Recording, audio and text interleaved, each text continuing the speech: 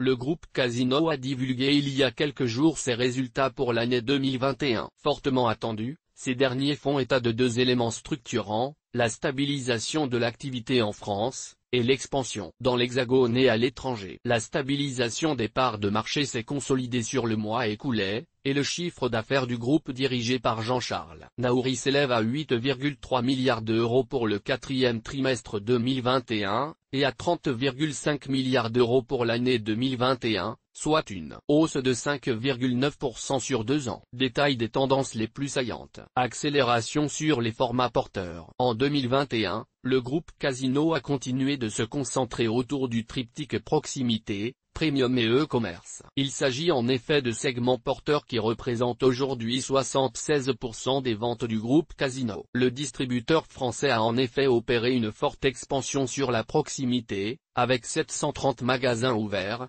Spar, Franprix, Monop, Naturalia, depuis janvier 2021. Pour 2022, l'objectif est fixé à plus de 800 ouvertures, majoritairement en franchise. Le groupe dirigé par Jean-Charles Naouri a également consolidé et étoffé son offre premium au cours de l'année écoulée. L'enseigne Urbain Monoprix entretient par exemple ce positionnement avec des produits à marque propre dans l'alimentaire mais aussi la beauté et la mode. Concernant le e-commerce, les ventes ont connu une hausse de 15% sur l'année 2021, soit une croissance 2 fois supérieure à celle constatée sur l'ensemble du marché. Plus spécifiquement, la vente à domicile a le vent en poupe avec une hausse de 48%, majoritairement portée par l'Île-de-France. Sur un plan plus qualitatif, Cdiscount a réalisé une transformation sur les 2 dernières années, passant d'un modèle reposant sur les ventes directes à un modèle fondé sur la marketplace, le B2B et le marketing digital. En outre,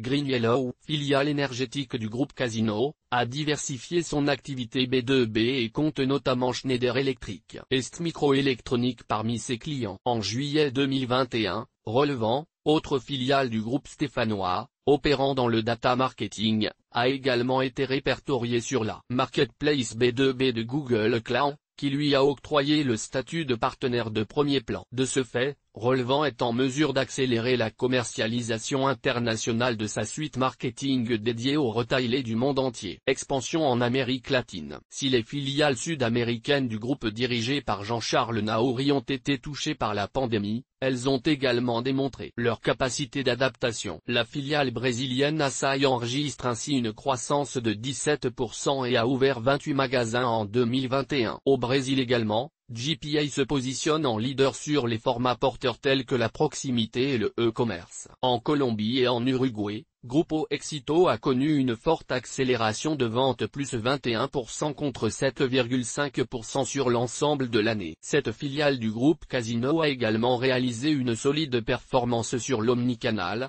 qui représente 12% des ventes en Colombie, soit 2,4 fois plus qu'en 2019. Source des images, FreePic. Toutes nos informations sont, par nature, génériques. Elles ne tiennent pas compte de votre situation personnelle et ne constituent en aucune façon des recommandations personnalisées en vue de la réalisation de transactions et ne peuvent être assimilées à une prestation de conseil en investissement financier, ni à une incitation quelconque à acheter ou vendre des instruments financiers. Le lecteur est seul responsable de l'utilisation de l'information fournie, sans qu'aucun recours contre la société éditrice de Café de la Bourse, comme ne soit possible.